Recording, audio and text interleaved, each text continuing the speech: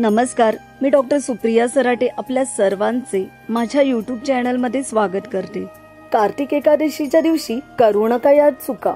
मित्रमैत्रिणींनो, चातुर्मासाच्या निद्रेतून जागे झाल्यावर देवाचे भक्त त्यांचे भव्य स्वागत करतात। एकादशीचे व्रत नारायणाला समर्पित केले जाते।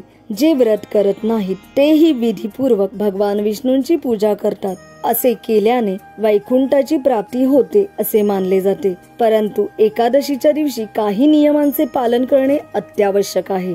ज्याचे पालन न केल्याने व्यक्ती पापी ठरते आणि मृत्यूनंतर त्याला यमराजाची कठोर शिक्षा भोगावी लागते। चला तर मग जाणून घेऊया कोणत्या आहेत त्या गोष्टी आणि होणाऱ्या चुकाही आपण टाळू शकतो। पहिली चूक म्हणजे तुळशीची पाने या दिवशी तोडू नका। एकादशीच्या दिवशी नारायणासोबत तुळशीची पूजाही केली जाते। तुळशीचा विवाह शालिग्रामशी झाला आहे अशा वेळी विसरूनही तुळशीची पाने तोडण्याची चूक करू नका।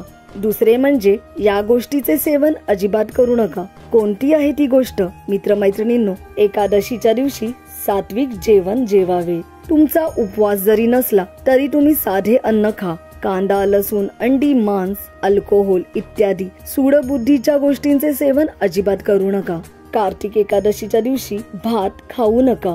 मित्रमैत्रिणींनो, कोणत्याही एकादशीला भात खाण्यास शास्त्रात निषिद्ध आहे। एकादशी ही सर्वात मोठी एकादशी मानली जाते। हा दिवस विसरूनही अशी चूक पुन्हा करू नका। ही गोष्ट टाळा, नाहीतर लक्ष्मी नाराज होईल। मित्रमैत्रिणींनो, तुमच्या घरात शांततापूर्ण वातावरण ठेवा। ज्येष्ठांचा अनादर करू नका। भांडण, तंटा, वादविवाद घालू नका। असे जर केले तर नारायणाच्या विशेष पूजेच्या दिवशी घरातील वातावरण बिघडल्याने माता लक्ष्मीचा कोप होऊ शकतो। लक्ष्मी क्रोधित होऊन तुमच्यावर नाराज होईल आणि निघून जाईल। पुढचे म्हणजे दिवसा झोपू नका।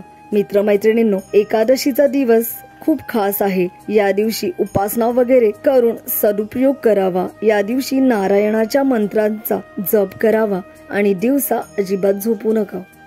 मित्रांनो, आपल्याला आमचा व्हिडिओ आवडला असेल तर नक्की लाईक करा, शेअर करा आणि चॅनलला नवीन असाल तर सबस्क्राईब करायला विसरू नका। धन्यवाद।